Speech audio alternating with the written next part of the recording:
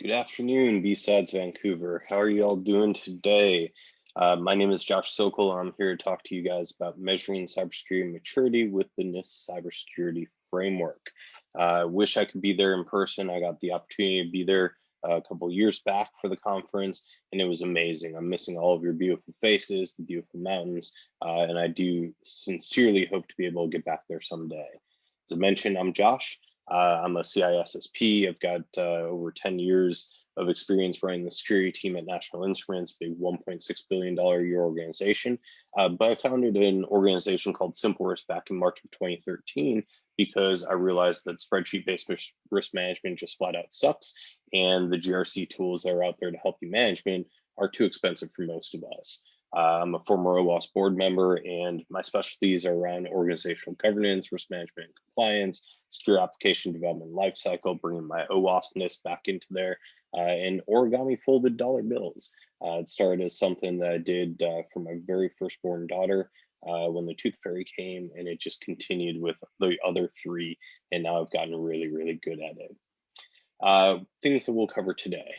First off was organizational cybersecurity maturity. We'll talk about creating an effective roadmap, how to assess both your current and desired levels of maturity, how to define risks, and then ultimately, how do we prioritize what we've come across there. A little bit of background. So I originally gave this talk with a coworker named Alex Polomini. Alex ran the IT compliance team at National Instruments at the same time that I was running the information security program. And one of the things that we found kind of interesting is that there was this relationship between information security and compliance. On the security side, you're defining the technical controls for the organization, and then you're responsible for enforcement of those controls. On the compliance side, they're helping define the policies, the guidelines, the standards, and the procedures, and then they validate compliance within the defined requirements. So there's kind of this yin and yang relationship between the two organizations. We were asked by our management to assess our organization's cybersecurity maturity and to create a roadmap for National Instruments and our information security program. And we started off using Gartner, which was pretty cool. But the advice that came out of the Gartner assessment was very high level advice and was far from a roadmap, something that we could actually take to our management team and say, we need to do things A, B, and C in order to get to this level of maturity. So what exactly is organizational cybersecurity maturity? Organizational cybersecurity maturity speaks to how effective the people, the processes, and technology are at mitigating our cybersecurity risks. So as an example, you might have an immature control. An immature control would be a people, a process, a technology that management can and should place very little confidence in regarding their overall cybersecurity risk mitigation plan. So an example of an immature control would be an endpoint where you only have very basic password protection and that's it. But a more mature control would be a people, process, technology that management should place more confidence in regarding their overall cybersecurity risk mitigation plan. And so take that same endpoint where we had the immature control, but now add in full disk encryption. You have complex password requirements, multi-factor authentication, and so on. So you can see how you would be you as management would be more willing to place confidence in that second control set versus the first. So now let's talk about a roadmap. How do we create a roadmap for our cybersecurity maturity? And it starts off just like any roadmap. If you were going to go on a trip, you would start with where you are right now, probably your house. And then you would end up with where you want to get to. Maybe it's a park somewhere. Maybe it's a building you need to go to. And then everything in between is your roadmap. Roadmap is literally telling you, how do I get from point A to point B? And that's what we want to define for our cybersecurity maturity. So really what we want to do is we want to start by assessing where we are today. And in order to do this, we need to identify a control framework that embodies whatever it is that we're looking to assess. So are we trying to protect our customers' privacy data? Are we securing credit cards? Are we creating a super duper top secret system? Each one of these is going to have different requirements. And we want to make sure that whatever we're doing, we're using a framework that embodies those requirements. So when we were looking at this at National Instruments, we considered a whole bunch of different frameworks.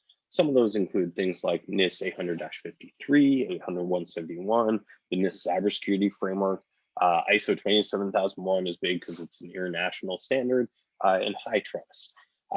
But after going through these, we kind of realized 853, that's more for the federal organizations. 80171 is for organizations that do business with the federal government, but certainly something that we could consider.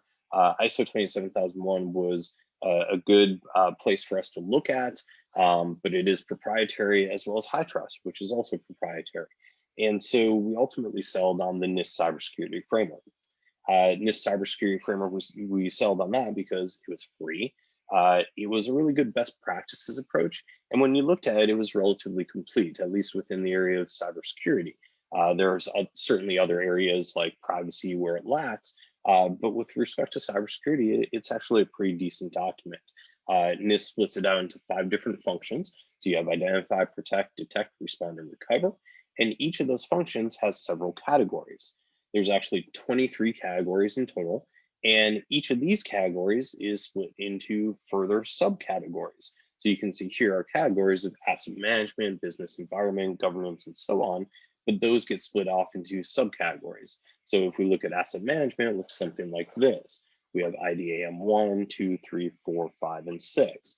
And those subcategories, you can call them subcategories, or you can even refer to them as controls. Each of these are things that you need to do in your environment in order to ensure the environment is operating effectively, that there are controls in place to ensure the security of our data, of our systems, and so on. So now, how do we assess our current maturity? Or at least, how did we assess our current maturity? And it starts off by assessing whatever criteria you are to assess yourself, establishing those criteria. And when we were looking at this, we defined our criteria by reviewing the NIST Cybersecurity Framework, by looking at COVID, and eventually we kind of landed on these values. That said, these are very similar to what you would find within the NIST Capability Maturity Model, CMMC, that was actually released after we did this exercise. If I had to do it again today, I'd probably standardize more around the language within the CMMC. So basically what we do is we break this off into 6 chunks. We have level 0, which says, hey, we haven't implemented this at all, or it's not applicable in our environment. We have perform process, which says individuals do it, but it's defined mainly on tribal knowledge, and answers will vary between teammates. You have the manage process, where an owner has been identified. Some documentation exists, but there's really no formal documentation in our organization. Then you have an established process, where an owner is identified and they're being held accountable for the area.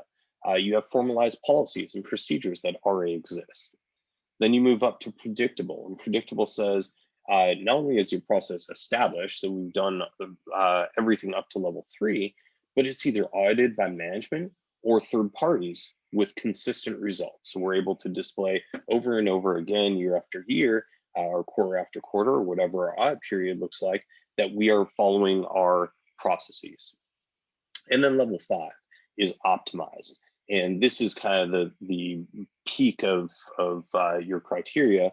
This is automated processes. You have a closed feedback loop where if something goes wrong, you're able to feed that back in, improve the process, and so on. We know that works. There's very little to improve upon in this situation. Now, it's really important to note here that most organizations will never have all of these, or even most of their controls at a level 4 or 5. In fact, if you look at CMMC, for most organizations, what they're looking at is for you to become a level 3. So you have those established processes, people held accountable, formal policies and procedures, and so on. And so if I give you any advice on that, that's probably where I would start, is looking at that as your baseline of where you want to get to. Now, we have to look at this in the scope of each of our controls. So if we look at our NIST Cybersecurity Framework, IDAM is asset management under the identify category. And so we need to figure out what exactly we're going to do here. So we take each of those subcategories, IDAM 1, 2, 3, and so on, and we define what our current capability is. We use that same assessment methodology that I talked about before. And we've determined that for IDAM 1, we're optimizing, 2 is predictable, 3 is established, 4 is managed, 5 is performed, and then 6 is not implemented. Now, these are just examples, right? So we're trying to give you some examples of how this would look if you were to perform yourself. Um, but this is what we created here. Now I have some advice for you when you're going through this process. First off, be honest with yourself. While your understanding of the environment is kind of a gut check at times, you should be able to provide reasonable examples to support your grade or to refute to others. Stay consistent. Make sure that when you look at something, you're looking at within the broader context of your organization, and then err on the side of caution. Being too optimistic can cause trouble from a compliance perspective. Second bit of advice for you guys, consider your environment as a whole. So don't look at your environment as just individual users or individual teams. When you're looking at these controls, you have to look at your entire organization and how does your organization adhere to this. So you may have certain teams that are doing really, really well, but they're the exception. They're not the rule. Look at the kind of overall organization. How are you doing it? How standard are the processes? Is every team following those processes? And if you went to two different managers, would you get the expected response or would they differ? That's how we know where we're sitting. Now, the third bit of advice that I have for you is be prepared to defend your responses. And when I say defend, I don't mean like a fist fight or something like that. What I mean is that at some point, management is going to ask you, well, how did you arrive at this grade for this particular control? And you need to be able to justify that. So keep notes. Keeping notes will help you to judge your future state. It'll help keep your thoughts consistent throughout the process so you can understand why you made that decision the last time you made that decision, and understand that inaccuracies will lead reviewers and even our management to question the entire gap assessment. So if you mess up one of these controls and you don't have proper documentation, you're not able to justify why you did what you did, then chances are management will come back and go, well, I don't know if we can trust these results at all. In terms of assessing our desired maturity, we need to understand a few things. First, we have to understand our current risks. What are the risks that sit in our environment currently? Second, you have to look at your regulatory compliance. So the regulatory requirements are going to shape, at a minimum, our minimum requirements. So how do we comply with all of our mandatory regulations in the most efficient means possible? And then lastly, we need to understand management's risk appetite. And risk appetite is going to play a major role, a major part of this, and it'll require you to calibrate with management. So this isn't just a what does Josh think or what do Josh and Alex think. Eventually, management is going to be brought into this, and you're going to have to share what your results were. You're going to have to tell them why you made these justifications, why you said that this got this grade and this one got this one. And your overall goal here is to set your desired state to the value that gives management comfort over the risk. And as I said, that might not be an optimized process. That might not be that level 5. It might be a level 3, or in some cases, it might be a, hey, we don't even care about that control, so it's not applicable. Now, this is going to be especially hard for folks who are routinely audited, but don't let perfection become the enemy of good. So you're not trying to get perfect. You're not trying to have 5s across the board.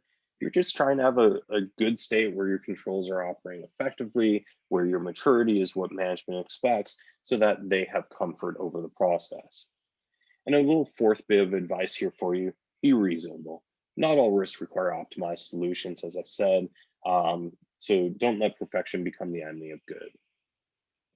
Now, when it comes to our desired state, we would like to do the same thing. We want to use those same criteria so that we can compare them against each other. So again, we have these levels 0 through 5, from going from not implemented or not applicable up to optimized process. And as a reminder here, very few organizations are ever going to get to that level 5. Having all controls at level 3 or higher is probably a good target for us. So in terms of our desired maturity, we look at our current capability, and now we're looking at our desired. And you can see here, I've said that IDAM1 is optimized, IDAM2 is predictable, 3 is established, but 4 is where we differ. So our controls are at our desired level of maturity for 1, 2, 3. For 4, we realize that our current capability is managed, but we want to be established. For 5, we realize that's performed, but we want to be established. And for 6, we want this to be predictable, but we're not even doing it at all. So we're now looking at our current level of capability versus that desired capability. Now, once we have this, our next step is to add notes and to assign ownership. So we want to be able to say, here's the reasons why we made this decisions. Here's why I said that this is an optimizing process. Here's why our desired capability is X, and so on. And then owners, who is going to own this control? Because ultimately, me and Alex, we're just two people, and we don't have control over every single one of these controls. In fact, we don't have control over most of these controls. If I look at this list here, I've labeled IT systems management for 3 of them, architecture for 1, network administration for 1. Information security only owns 1 of these controls. So we need to make sure that we are relaying this information to the right people.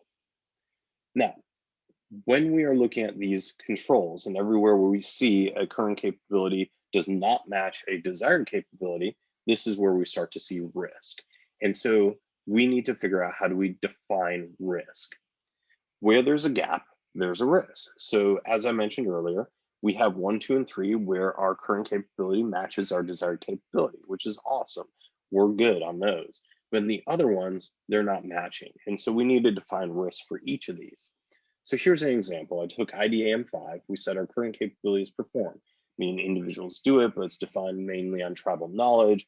Answers will vary between teammates. Then we have our desired capability.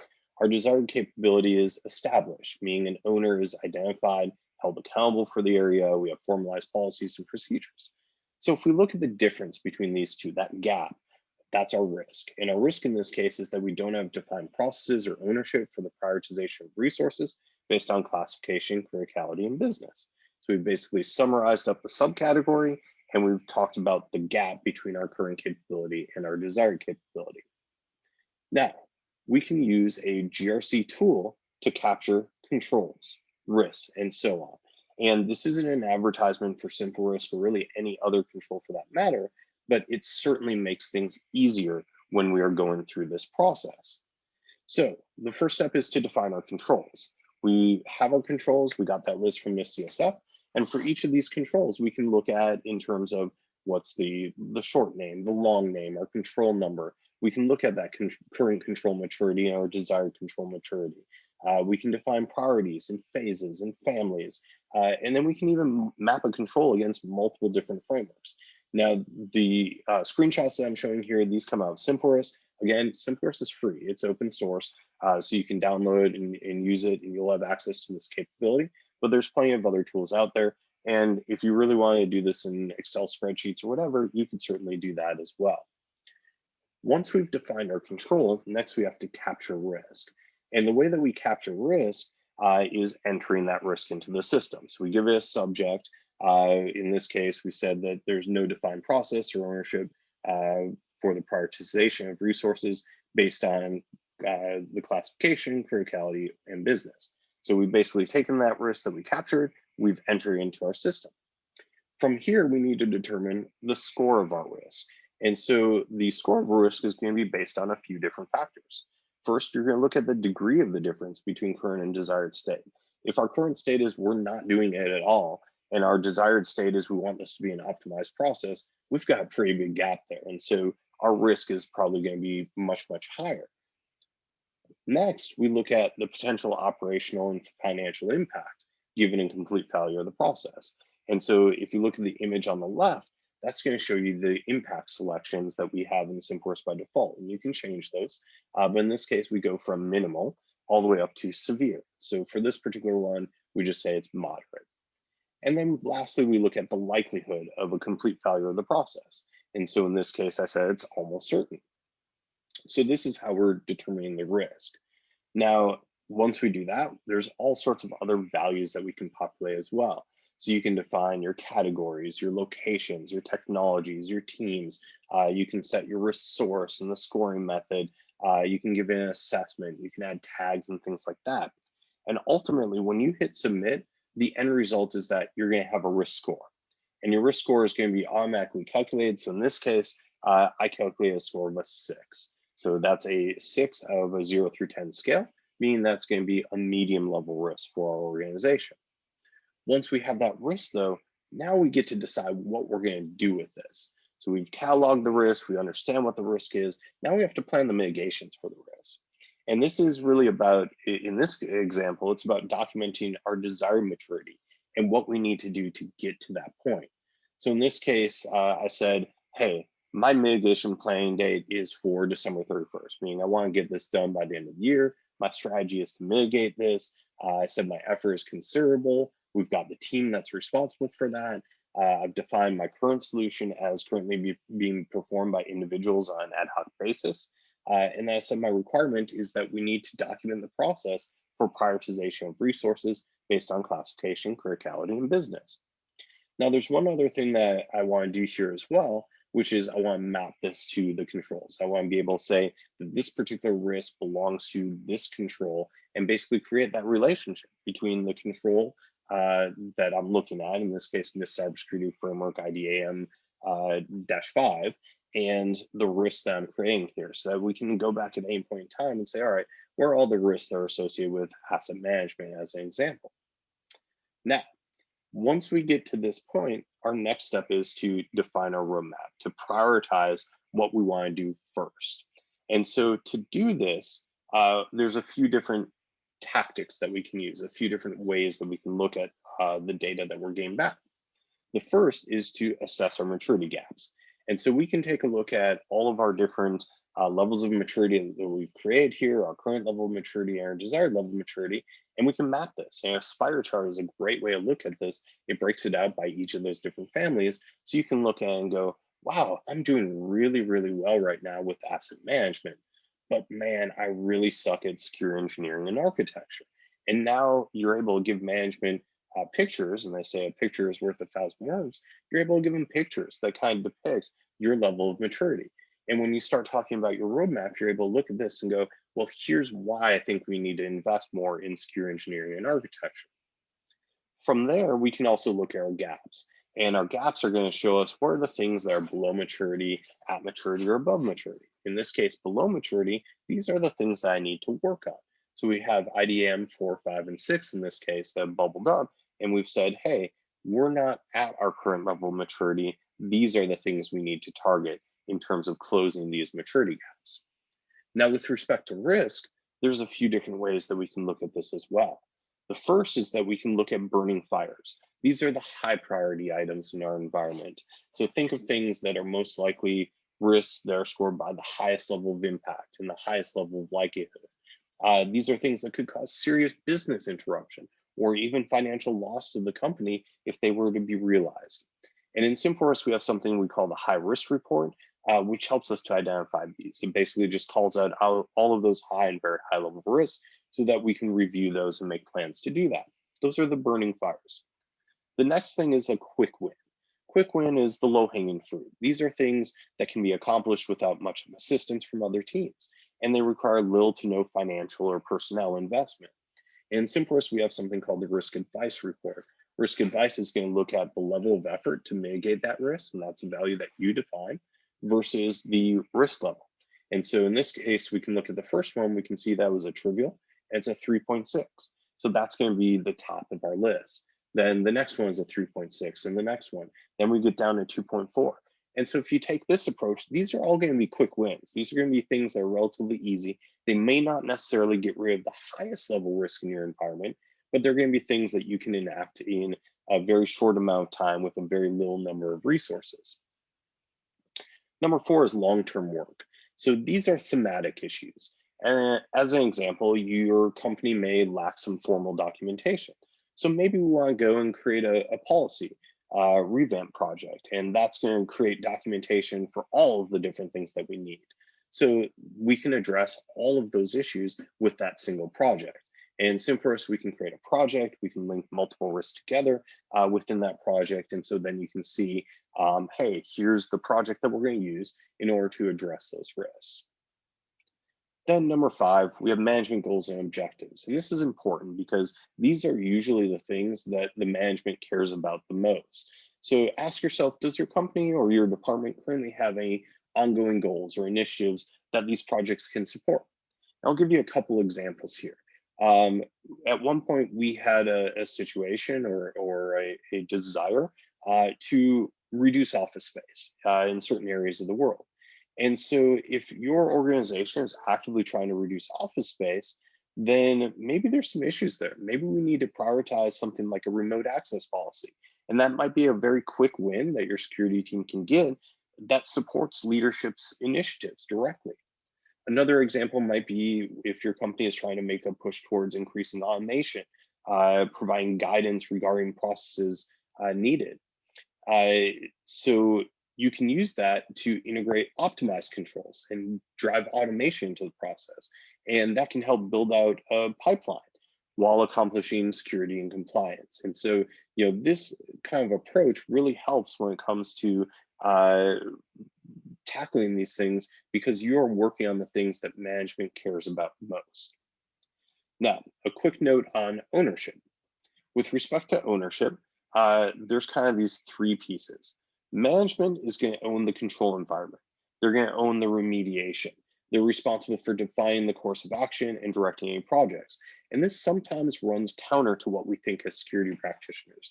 A lot of times as security practitioners, we feel like we're Atlas with the weight of the world on our shoulders.